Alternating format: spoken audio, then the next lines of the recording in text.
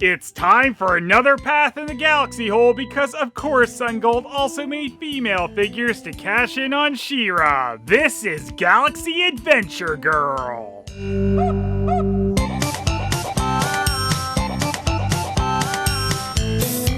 Galaxy Adventure Girl is another one of the earlier lines from Sungold, but unfortunately is about as hard to get a hold of as some of their later lines. So unfortunately I only have two of these Adventure Girls to show off in this video because a lot of the time when these do show up at all, they cost a bit more than I really want to pay for them. Galaxy Adventure Girl came out in 1985, which is the exact same year She-Ra debuted. Galaxy Adventure Girl has a very similar card layout as the Galaxy Warriors and even uses the exact same font as that series. And they also got those purple lines at the top, which is super important for me to talk about. I gotta say, Galaxy Adventure Girl is a bit of a strange title and seems a little clunky. They could have called them Galaxy Heroines, but that's a subject for another video. So there are 6 characters in the Galaxy Adventure Girl line and 2 horses. For a while there, I wasn't sure if these horses were ever actually released, but eventually some pictures came out of a boxed Galaxy Adventure Girl with the horse. And you might notice that the Galaxy Adventure Girl who comes with this horse has doll hair instead of just plastic hair like the ones I have, because there's versions of Galaxy Adventure Girl! Yes! Versions! Apologies, I think the Galaxy hole might be driving me a little loopy at this point. So all 6 characters in the Galaxy Adventure Girl line had 2 versions of them, one with just plastic hair and wearing a helmet, and then one with doll hair. The 2 versions of each character were actually advertised together on the back of the Galaxy Adventure Girl figure with horse. Now, as hard as it is to find the plastic hair version of Galaxy Adventure Girl, the doll hair ones are even more rare. Oddly, the Galaxy Adventure Girls on card with the doll hair seem to always be missing their name on the front of the card, even though they're the same 6 characters as the helmeted versions. Another card that I've seen a doll hair version of Galaxy Adventure Girl on is a seeming repackaged line from Germany called Wendt Toys. This line shortened the name to just Galaxy Girl, and they also released things like Galaxy Hero / Muscle Warriors. But there's just a whole lot of crap released on these Wendt Toys cards. The Galaxy Adventure Girls, like the earlier versions of Galaxy Warriors, have their names on the front of the cards. So I got Supra and Ventura. Or did I get Ventura? No, according to the drawings on the back of the card and the picture on the back of the horse's box, this character is Virago, not Ventura. Guess the fact that there's 2 characters whose names start with a V confused them? I don't know. This miscarding of Virago as Ventura seems to be fairly common, as I've seen it on other figures, but there is a proper card of Virago. Also, it's kind of weird that the accessories with the Galaxy Adventure Girl seems to be pretty consistent, except in Virago's case, as sometimes she comes with this axe, and sometimes she comes with a weird trident thing. I thought the weapon difference might be just with her 2 different card variants, but then I saw a Virago carded one that came with the axe too, so the shield's also different with Virago sometimes, so Vera don't know. I apologize for that joke. The card art stays the same for every figure here, and it's fairly nice and features Supra here. It's kind of weird though that they feature Supra on the card art, as according to the bios on the back, Ventura is the leader. And yes, we actually have bios for Galaxy Adventure Girl. But more important than that, we got those bullet points about the articulation and stuff. A Galaxy hole staple, sometimes. But notably, we got bendable legs on these ones, so we'll see about that. So here we go, 2 more figures which had managed to say packaged since the 80s, and I ruined it because I want to do a better video than just saying, hey, look them on card, I'm not taking them off. But you know, I could have died more easily knowing that these precious figures hadn't had their bubbles cut open. Anyway, I like how the Galaxy Adventure Girl's accessories are actually painted some. And really overall, the paint detailing is a bit nicer on Galaxy Adventure Girl than the original Galaxy Warriors. And since the Galaxy Warriors are all in that squatty position, this makes the Galaxy Adventure Girls stand a bit taller than them. This might hurt their precious Galaxy ego or something. But if we go with that other Galaxy mold with the bendy knees, then the guys stand a little bit taller. So yeah, he's the man in his pink jumpsuit. So let's do that roll call-y thing I do in these videos. Ventura! Noblest! Supra! Wera! Euphilly! Ventura! Virago! Balius! Zelphus! So while it's more up to interpretation who is a good and bad guy in Galaxy Warriors, it seems they thought through it a little more for Galaxy Adventure Girl. Ventura, the most intelligent of the female warriors, also possesses magical powers. Ventura was elected as the leader of all good warriors to help them defeat evil forces. See, they really thought that through, and she also has magical powers. Noblest! She is beautiful and intelligent, but the weaker of the good warriors. Wow. Stunning backstory there. I really need a Noblest figure now. I didn't know she was such a deep character. Supra, the strongest of all good warriors. Supra possesses super strength, which enables her to overcome many obstacles. Guess that's why Supra's the one on the card art. She's so strong, she will destroy you. And she will destroy Ventura, that stupid mayor of Minnesota. Wait, wrong Ventura. Wera, the most evil of all warriors. She can use her magical powers to force warriors to fight for her. That's why Wera's got a horn helmet, cause she's the main bad guy.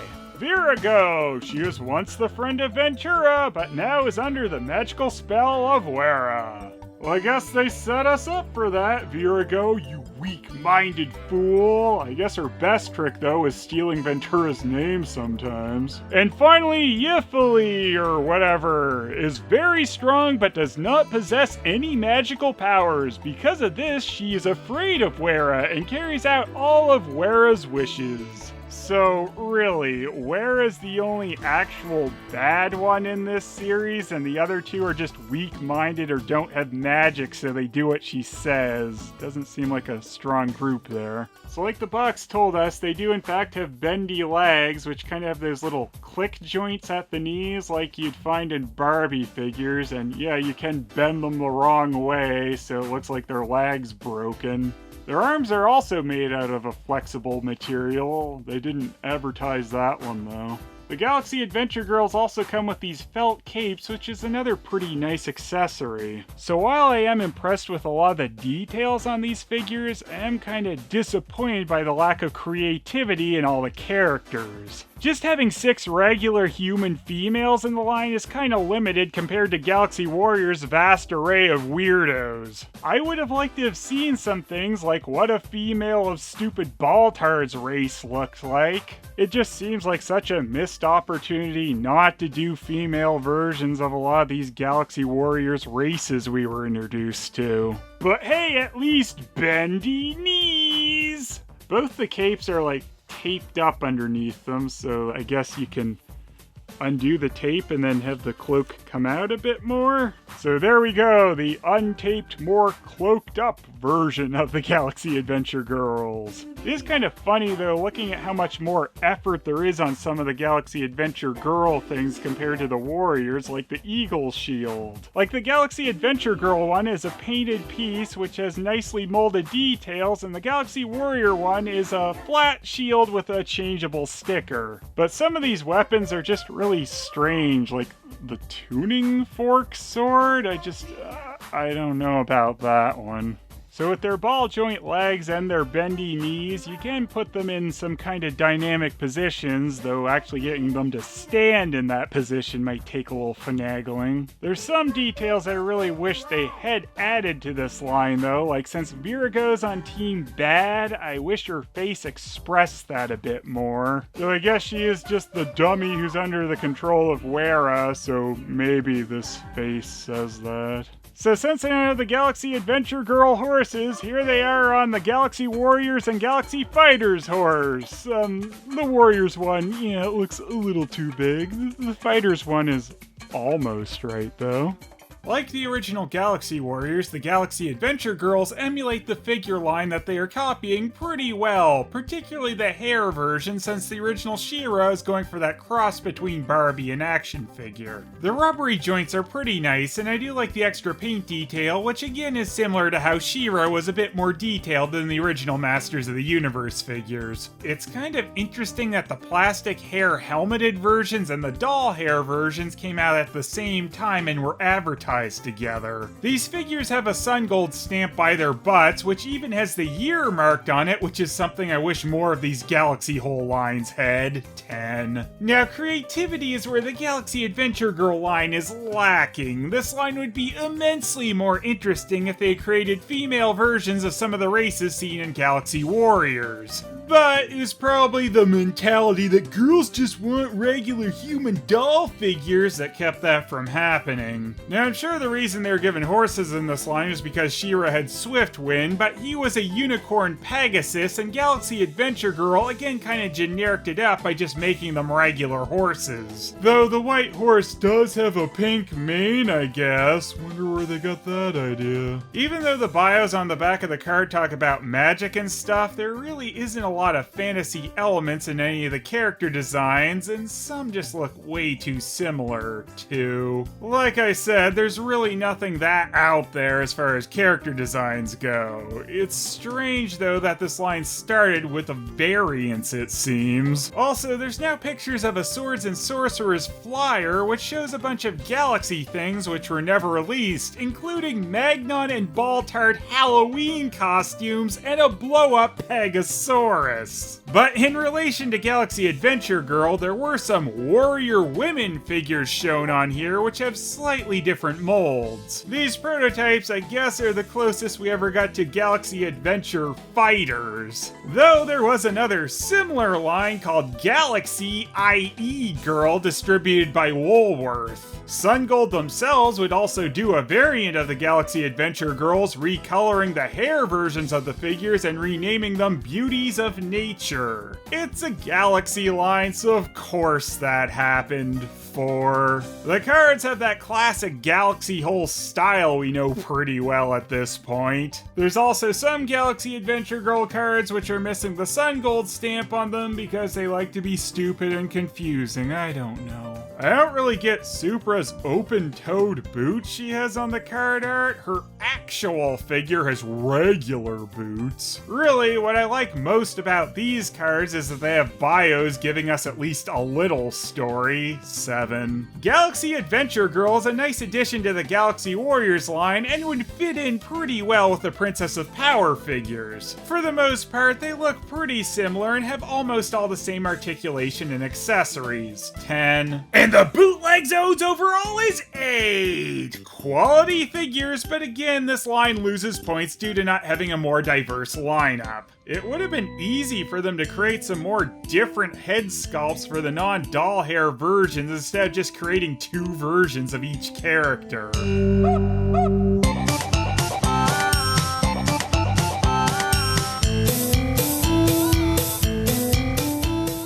Give it up, Virago. I'm too powerful for you. No one can defeat the might of Supra! Supra? I thought you were supposed to be one of the good guys. Also, I thought I was Ventura. Shut up, Virago. You calling yourself Supra is just so old. It drives me insane that just flames on the side of my head. Oh, jeez. I hate when you get like this, Supra. Well, I hate listening to you speak, so we're both screwed, aren't we? Wait, Supra. It's all coming back to me. I think where a spell is falling off. I used to be a good guy. Oh, great. The only thing that's more annoying than fighting you was having to listen to you come up with nonsense ideas on our side. Well, all my ideas couldn't have been that bad, Supra. I mean, you're still using my tuning fork sword I designed. Oh, I forgot you designed that. Guess I'm gonna have to go weapon shopping later. Shopping? 'Cause we're girls, right? Shut up. Supra, come back to the dark side, please, or else I'm gonna have to take a pay cut. Look, Baltard, I might be a little weak-minded sometimes and get controlled by Wera and her stupid magical spells, but I'm not that easy.